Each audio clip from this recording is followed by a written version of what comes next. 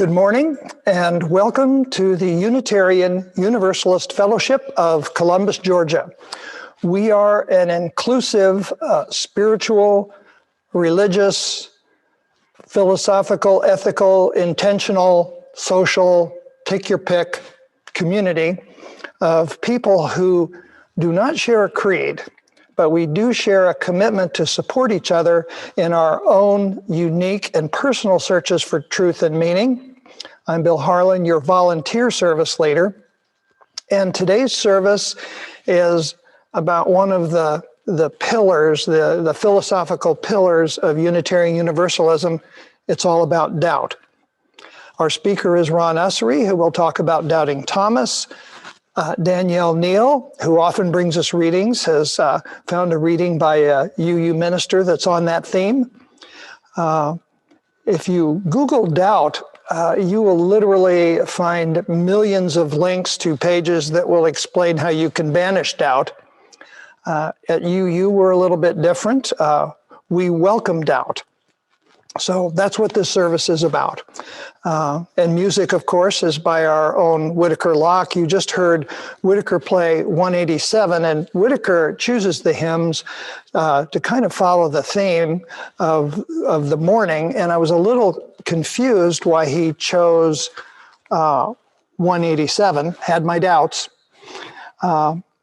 It's called, the title is It Sounds Along the Ages, and I want to read just a little bit of this for you. It was written in 1894 by William Channing Gannett. So it's a 19th century preacher, and he writes, it sounds along the ages, soul answering to soul. It kindles on the pages of every Bible scroll. Not sounding too UU yet. The psalmist heard and sang it. From martyr lips it broke. Still not very UU. On prophet tongues outrang it. Wow. Till sleeping nations woke. So it's pretty 19th century. Doesn't sound exactly UU. As a matter of fact, it goes through 3 verses. I'm not going to read them all. But the interesting part about this is it sounds along the ages. Never once does he say what it is. And that got me to thinking, what was the point of this? And I did a little digging. I went down a Google rabbit hole and I found a sermon by another 20th century or 21st century UU minister, Reverend John Nichols, who kind of said, hey, he did this he did this on purpose, because even back in the 1890s, UUs were having serious discussions about whether or not we should have any God talk at UU. There are some very spiritual, theistic type people who belong to our fellowship and UUs throughout the world. We also welcome atheists and agnostics, and this is not a new argument.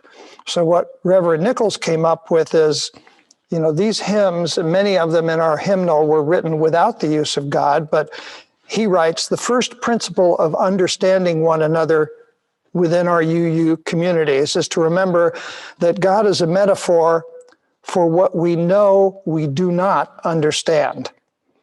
So that's very UU-like. And by the way, in defense of William Channing Gannett's UU credentials, after the Civil War, as a young man, he went to South Carolina to work with recently freed slaves and did that for about 2 or 3 years. Then he went to Harvard Divinity School, became a UU minister, and also became a leader in the movement for women's suffrage. So he was a progressive UU of the late 19th century.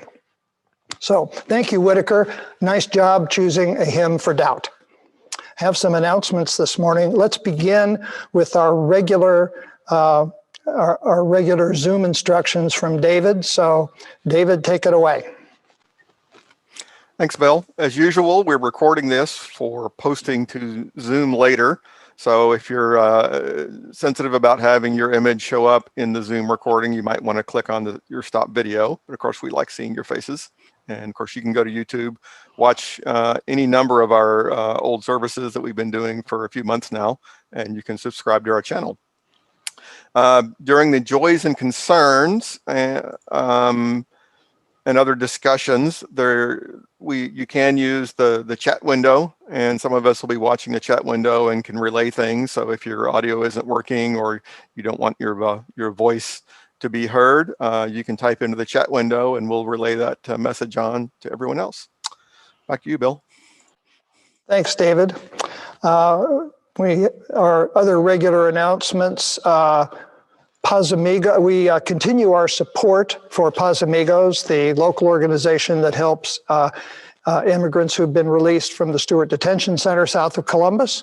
We're continuing to collect for the Homeless Resource Network and for Feeding the Valley. And you can always contribute to these organizations with money, and you can do that a number of ways, and we'll talk about that during the offering. Next week, Rick Spradlin will return as our service leader and speaker, and he will talk about Hinduism. And the week after that, March 14th, Gwyn Rush will talk about a healthy environment as a human right. So a service dedicated to our seventh principle. We start our services by lighting the chalice, which symbolizes reason, tolerance, and freedom, and also justice, compassion, and love.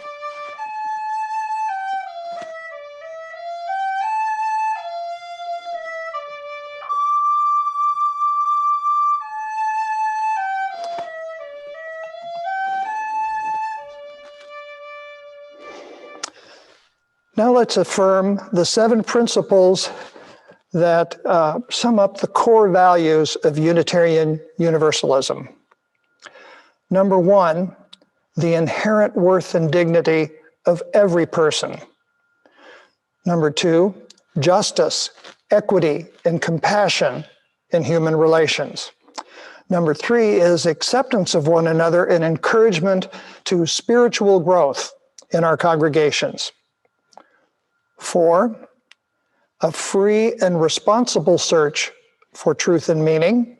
5, the right of conscience and the use of the democratic process within our congregations and in society at large.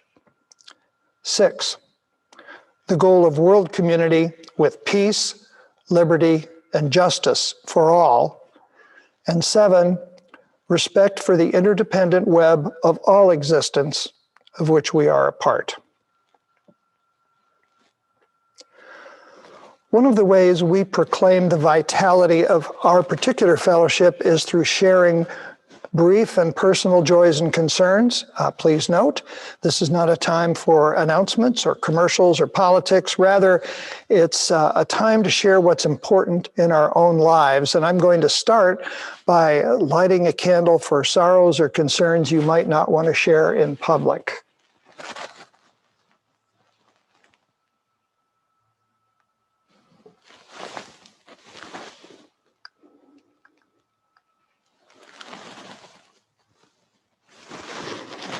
And I have a candle to light for one of my own sorrows.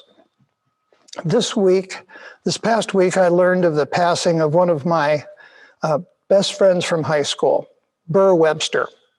First name was Wilbur. We never called him that. It was always Burr. And I was the new kid in my high school, and Burr went out of his way to make me feel welcome. And he was quite a character.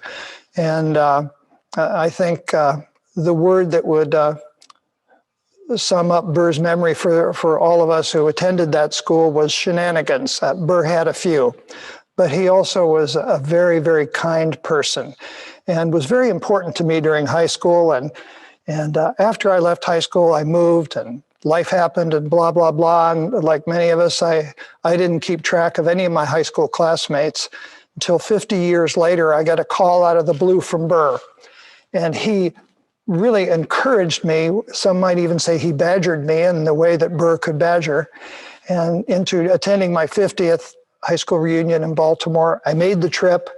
It was wonderful. I had a great time reconnecting. To my embarrassment, I failed to keep in contact with those classmates I had reconnected with, including Burr. Hadn't been in contact with him in a few years, and then I learned of his passing. So there it is, a regret and some sadness, and also some great joy at having known Burr Webster, and I'll light a candle for him.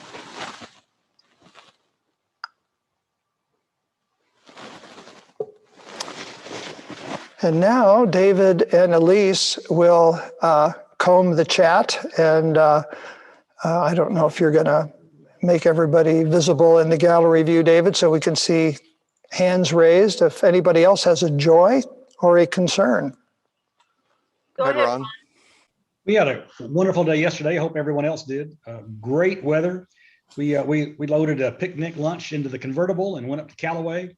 And we were just thinking, you know, this is a dawning of a new season, and hopefully it's a new season in more ways than just the weather. Hear, hear. I'm just happy to see the graphs of the coronavirus infection rates continuing to go down. Hoorah. Yeah, light a candle for that. I will do that. I have a joy. My second born son just purchased his first house ever.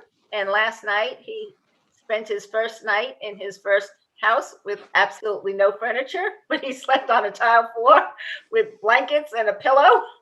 And when I asked him this morning, so what's on the agenda for today? His comment was, spend money. So he's helping the economy. He's doing Hear, well. hear. I have a joy. My daffodils are coming up and blooming like mad, and they will proceed to bloom for some weeks now because I've planted many, many of them naturalized around the house, and they bloom over a period of weeks. So spring has definitely sprung. Great. Well, it's nice to have the joys far outweigh the concerns, and that hasn't always been the case in the past year. By the way, just as an aside, we are approaching 1 year of meeting remotely, either by recorded YouTube or Zoom. So it's hard to believe, but we're coming up on that 1 year mark, and looking forward to having you all join me here in Grace Fellowship Hall. Now it's time for our Celebration of Life toast, which is unique to our fellowship. We do it a little differently on Zoom. You can join with a cup of coffee or beverage of your choice. Our toast has no doctrinal significance or symbolism. It's not a sacrament, simply a warm tradition written by our very own Ed Wilson. We invite you to share it with us. Please lift your cups. I'll read the toast, and we can all join in at the last line. We celebrate life with its beauty and its pain. We lift these cups in tribute to the achievements of human minds and hands, and in sensitivity to the frustrations of misfortune and heartache. Not fixing blame or credit for the outcome of chance, sensing the risk, savoring the joy, sharing it all, knowing of the certainty of death and remembering the value of each moment. We drink our toast of celebration to this time, to the future, to each other, to the throbbing of the earth and sea and sky with life. Together, we drink this toast in celebration of life.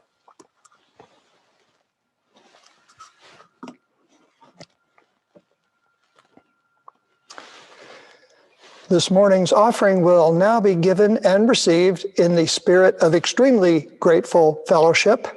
You can mail your offerings to UUFC at P.O. Box 698, Fortson, Georgia 31808. You'll find that address in the chat. Elise will post that.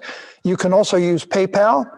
hit the send money button, and as the recipient, use our email address, uufcga@gmail.com. And while you are looking for your checkbook or signing into PayPal, Whittaker Lock will play for us Bach's celebrated Prelude in C. Whittaker, if you will.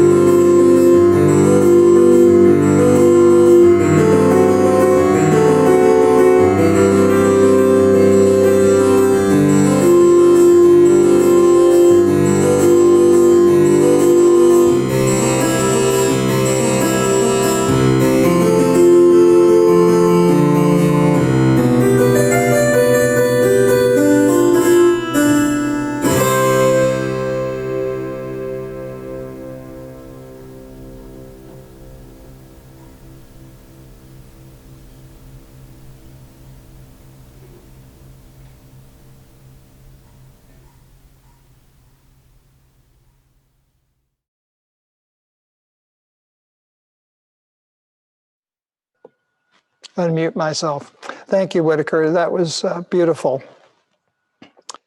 This morning's reading, as I said, comes to us from Danielle Neale in her new home in Punxsutawney, PA. However, Danielle is still a professor at CSU, teaches remotely anthropology, and she's still a very active member of our fellowship. This morning, she found a reading for us by a well-known UU minister, Reverend Robert Weston.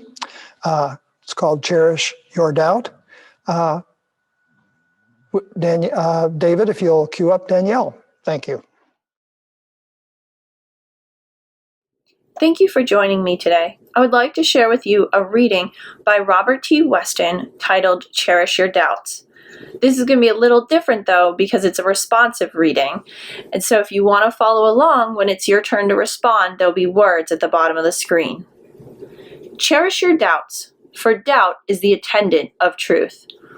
Doubt is the key to the door of knowledge. It is the servant of discovery. A belief which may not be questioned binds us to error, for there is incompleteness and imperfection in every belief. Doubt is the touchstone of truth. It is the acid that eats away at the false. Let no one fear the truth, that doubt may consume it, for doubt is a testing of belief. The truth stands boldly and unafraid. It is not shaken by the testing. For truth, if it be truth, arises from each testing stronger, more secure. Those that would silence doubt are filled with fear. Their houses are built on shifting sands. But those who fear not doubt and know its use are founded on rock. They shall walk in the light of growing knowledge. The work of their hands shall endure. Therefore, let us not fear doubt, but let us rejoice in its help. It is to be wise as a staff to the blind. Doubt is the attendant of truth. I hope you enjoy the rest of your day, and thank you for sharing a little piece of it with me.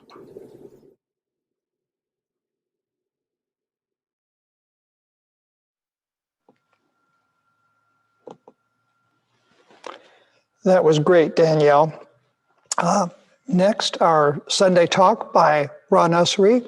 I think everybody that I can see on this Zoom call is very familiar with Ron, who of course is our treasurer, an educator, a trust officer, a journalist, an investor, and a lifelong student of a range of subjects. His last talk was on Ralph Waldo Emerson. And boy, if you missed that one, I encourage you to search for it on our YouTube archive. It's a great primer on one of the early pillars of Unitarian Universalism in the United States. And today he's going to talk about another pillar of UU, and that's doubt. So I know Ron is on the call with us, but we've recorded his talk. So David, if you'll cue that up, I give you Ron Ussery on Doubting Thomas.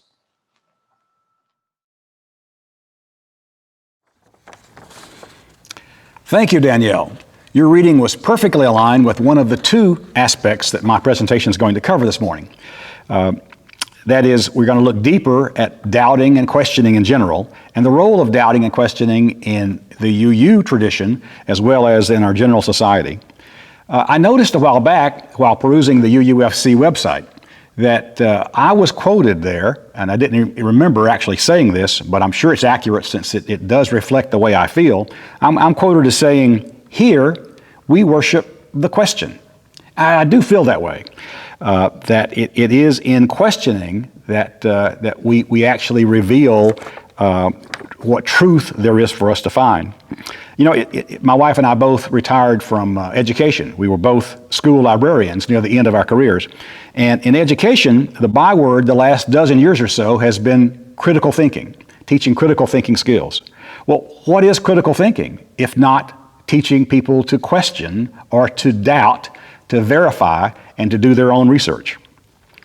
One of the big assignments for school librarians these days is informational literacy. And both my wife and I spent a great deal of time preparing and delivering lessons to students on being skeptical about the information that you find. And in these days, in particular with the internet, they're able to reinforce any particular conclusions or leanings one might have. We really focused on how do you analyze a website, how do you determine who wrote it, where it came from, what the qualifications are of the person who prepared that material, and whether it's actually credible. So I think the critical thinking is right on to be an appropriate focus of education, something that we need a great deal of, not just in our schools, but in our general society. And then the second aspect of my talk is the Gospel of Thomas. I've long felt drawn to this gospel and to Thomas in general, to doubting Thomas, because of the obvious association between this particular disciple and critical thinking. But ironically now, as you'll see in my presentation, Thomas's doubting itself is doubtful. Modern biblical scholarship has theorized that the Gospel of Thomas may be actually the oldest book of the New Testament. Carbon dating takes the Gospel of Thomas back to the year 43 in the current era. Of course, with a margin of error of about 100 years. But still, this relatively recent discovery of the dating of the Gospel of Thomas and the recent discovery relatively of the entire text puts it quite possibly the oldest book, or at least among the oldest books of the New Testament and about Jesus' life. This new theory among scholars puts into question the very doubting that we know Thomas for, but more on that later. I first wanted to show you a reconstructed ad from the Ledger-Inquirer, the local newspaper, that hooked Grace Jordan.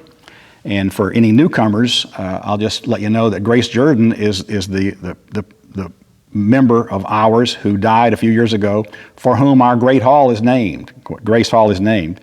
And Grace told us that she first was introduced to UUFC from a little one-column tiny ad in the local newspaper that had the word doubts in big print. She said the ad said, "Do you have doubts? We do too." And then our contact information. So this one little ad got Grace and her husband George to come to UUFC to be among other doubters. And she said they became very faithful members after that point. I want to turn to the Gospel of Thomas. Thomas, of course, is one of the disciples. He's identified as full name Didymus Judas Thomas. And I'll be abbreviating in the slides the Gospel of Thomas as GOT. It is a banned book of sayings. And going back to my time as a school librarian, one of my favorite times of the year was Banned Books Week, when the library was able to explore a number of books that had been banned for various reasons. One of the more recent ones was the whole Harry Potter series, which was banned by certain groups because of its reference to magical thinking. And of course, it was also a series of books that motivated kids to read, kids of a certain age to read big books like they'd never been motivated before. So we school librarians were very much in favor of that series. But the Gospel of Thomas was banned and ordered to be destroyed. And I think as we get into it, you'll see why it was banned. I always thought it was because of the doubting nature of Thomas, but there are other significant reasons that the early church would want to ban the gospel. First, the Gospel of Thomas was discovered in 1945 along the Nile River at Nag Hammadi, Egypt. Actually very well preserved as compared to other books of the period. Here in this map, you can see the blue arrow A, which points to the Nag Hammadi along the Nile. And then 500 miles or so northeast of that site is the site of the Dead Sea Scrolls, which were discovered 2 years later on the western bank of the Dead Sea. This slide shows a summary of a PBS special on the Gospel of Thomas. And it reads, "And what you discover as you read the Gospel of Thomas, which you are meant to discover, is that you and Jesus, at a deep level, are identical twins, and that you discover that you are the child of God just as he is." I'll show you in a minute the literal translations of Thomas, and both Thomas's first name and his middle name mean twin. Twin of whom? Some have theorized that it's the twin of Jesus, but I think there's a deeper meaning, a more rational meaning there. But we know Thomas primarily from John chapter 20. And there, John writes, "Now Thomas, also known as Didymus, one of the 12, was not with the disciples when Jesus came." And they're talking about the resurrection here. So the other disciples told him, "We have seen the Lord." But Thomas said to them, "Unless I see the nail marks in his hands, and put my finger where the nails were, and put my hand into Jesus' side, I will not believe." A week later, Jesus' disciples were in the house again, and Thomas was with them. Though the doors were locked, Jesus came and stood among them and said, "Peace be with you." Then he said to Thomas, "Put your finger here. See my hands. Reach out your hand and put it into my side. Stop doubting and believe." As I mentioned, some scholars now believe that the Gospel of Thomas predates the canonical Gospels, the Gospels that made the cut.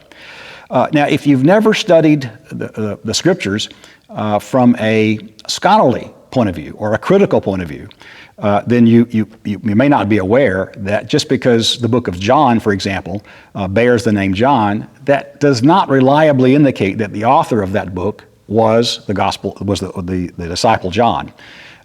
It is commonly taught when you study the Bible in a devotional sense that Mark wrote Mark and Luke wrote Luke. That's common sense, isn't it? But biblical scholars tell us that certain authors, certain writers who are unnamed, wrote several of those books and used different names from the period to lend authenticity. Some say that it was more of a tribute to those disciples to name a book after them. But one scholar in particular writes that the suggestion that Christians could gain salvation through esoteric knowledge, which is found in the Gospel of Thomas, and through internal quest, rather than straightforward belief in the divinity of Jesus, was a very threatening idea. This scholar claims that John hammers home his displeasure in a series of prickly interactions between Christ and the Apostle Thomas. So this theory holds that Thomas was characterized in the book of John as doubting to impugn his character, to make him less believable, possibly to bring back the notion, to reduce the credibility of the Gospel of Thomas. The reasons the Gospel of Thomas got banned are obvious. Thomas dares suggest in the Gospel of Thomas that you don't need an intermediary to communicate with God, and that God is actually, perhaps I should save that thought, and I'll finish that thought at the end of today's talk. But that the Gospel of Thomas says you don't need the church, except possibly for social reasons. And that Jesus is not so special as some other books of the Bible will tell you. The Gospel of Thomas was likely banned in the Council of Nicaea at 325 current era. More on the Gospel of Nicaea would be a great topic for someone else who is more scholarly than I am, perhaps Rick or Ed Wilson, to explore. It was ordered to be buried by someone along the Nag Hammadi in the Nile River Valley. Now, I have to admit, this next thought is somewhat Da Vinci Code-esque. And again, you and I are probably both a bit doubtful about some of that conspiracy ideas fostered in the Da Vinci Code. But both Thomas and Didymus do translate to the word twin. Who is a twin of whom? Now, of course, one could question whether Thomas is a real historical figure, as, of course, one could question whether Jesus and the whole idea is historical. Looking at the evidence, I personally believe that Jesus was an historical figure, and that it is likely he had a close group of dedicated followers that one could call disciples. But looking specifically at the book, the Gospel of Thomas, it is comprised of 110 sayings of Jesus. It's very different from the canonical Gospels in that there is no narrative here. It's simply a group of quotations. And as such, some scholars have theorized that Thomas may very well have taken dictation, have taken down Jesus' quotes during his lifetime, contemporaneously. All of the sayings in the Gospel of Thomas begin with the words, Jesus said. The Gospel opens with this statement: "These are the secret words which the living Jesus spoke, and the twin, Didymus, Judas, Thomas, wrote them down." The Gospel opens as Jesus invites people to see. Now, you can read the Gospel of Thomas. It's very easily accessible. It's not very long. You can find it on the internet. But you may find that it's not terribly rewarding in that it's written in an archaic style, as you'll see from some of these direct quotes. I find much more rewarding than actually reading the Gospel itself on its own, reading the interpretations by biblical scholars of what is actually meant by these sayings. But my favorite of the Gospel of Thomas sayings is this one: "If you bring forth what is within you, and what you bring forth will save you. If you do not bring forth what is within you, what you do not bring forth will destroy you." So here we're talking about Thomas is writing about, or Jesus is talking about being true to yourself, being true to what's actually in you. Now, the twinness referred to in the naming of Thomas, the dual naming, represents the similarities of the thinking between the disciples, between Jesus and Thomas. But moreover, it represents some Greek philosophy, Greek humanism, actually. Attributed to Descartes is the quote, "I doubt, therefore I think, therefore I am." But Descartes borrowed this line of thinking from Socrates, long before Descartes' time. Excuse me. The Greeks would say, "Surety is ruin." So doubt must therefore be the first step toward strength. Socrates wrote extensively about the sanctity of skepticism. What else? How else do you characterize you other than the sanctity of skepticism? You know, St. Thomas, the Doubting Thomas, is the namesake for our church, our sister church across town, the St. Thomas Episcopal Church. And St. Thomas, or rather Doubting Thomas, is not normally chosen to be the name of a church. It is only those liberal faiths that really prize critical thinking that would choose this figure to be a namesake.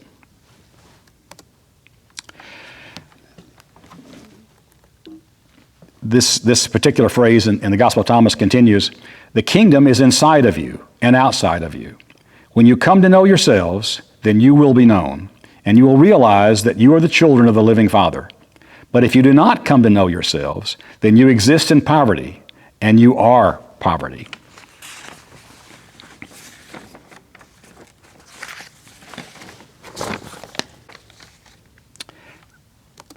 Seems to me that the Gnostic hidden truth in the Gospel of Thomas is there is no hidden truth. It's all quite plain. Saying 77 is where Jesus says, "I am the light that is over all. I am the all. The all came forth out of me, and to me the all has come. Split a piece of wood, I am there. Lift the stone, and you will find me there." So it seems to me that Jesus here is saying that I, and perhaps he's also saying God as well, or divinity. Divinity is everywhere. Everywhere you look is there. It's easy to find God because God is everything. It seems to me that seeking simple answers is an attempt to define a little part of our universe within and without ourselves. Once we do this, we reason limitations of ourselves into existence. By trying to define God as something we can all comprehend, we limit him. Jesus is criticizing these simple views about the kingdom of God being taught by other rabbis during this time he was preaching. Thomas is introducing doubt as the tool of reason and one source in seeking self-knowledge rather than rote acceptance. So we see that instead of slandering someone by having doubt, it seems to me that Thomas is actually elevating the critical thinking process to an avenue for finding true spirituality. Anyone can recognize the connection with the aphorisms associated with Greek humanism: know thyself, nothing to excess, and surety brings ruin. Jesus would probably have added to that, know thyself through knowing me. Jesus is telling us, regardless of what our leaders tell us, we are of divine energy to look within, to tap into that energy. And when we know ourselves, we will know God. The Gnostics also spoke of a divine spark of God that is within all of us. Thomas would expand God to a God of the little g. The Father, or creative force that spreads energy throughout the universes. The Spirit, or the network of communication that people can share and can find strength in bonds. The Son, or the powerful human potential in all of us that comes through knowing ourselves and each other as beings with inherent worth and dignity.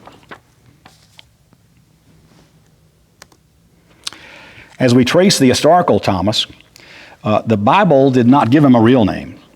As I mentioned, Thomas means twin. It comes from the Arabic word teoma. Most manuscripts include the description called Didymus. Didymus is also a word for twin. So Thomas might see each of us as little universes of our consciousness, our perceptions. As we live, these universes grow and influence the growing universes around us. As we die and our influence slowly ebbs from those around us, the energy that made us is still constant. We are the water, the air, the piece of wood, the stone, and the soil beneath the stone. There is no stronger link to another person than one's twin. This concept strips away the guise of any other label that we can assign ourselves. Twin is the genetic identical, not necessarily the twin of Jesus or the twin of me or you, but the universal twin. And now, the final slide, the conclusion that I promised. According to the Gospel of Thomas, or the interpretation thereof, God is actually everywhere and everything. God is discovered through being true to oneself, through seeking, through pondering with like-minded, curious, and intellectually honest people. There is divinity in all of us. Perhaps we could call God that thread that unites us all. Thank you.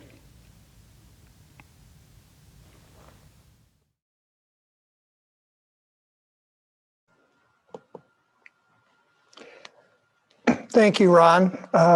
Wonderful as usual. And I'd remind everyone we are going to have questions and comments for Ron right after Whittaker plays the final hymn. So stick around for our Zoom social session after the service. We extinguish the chalice here that it might glow gently in our hearts. May it light your path as you leave this place.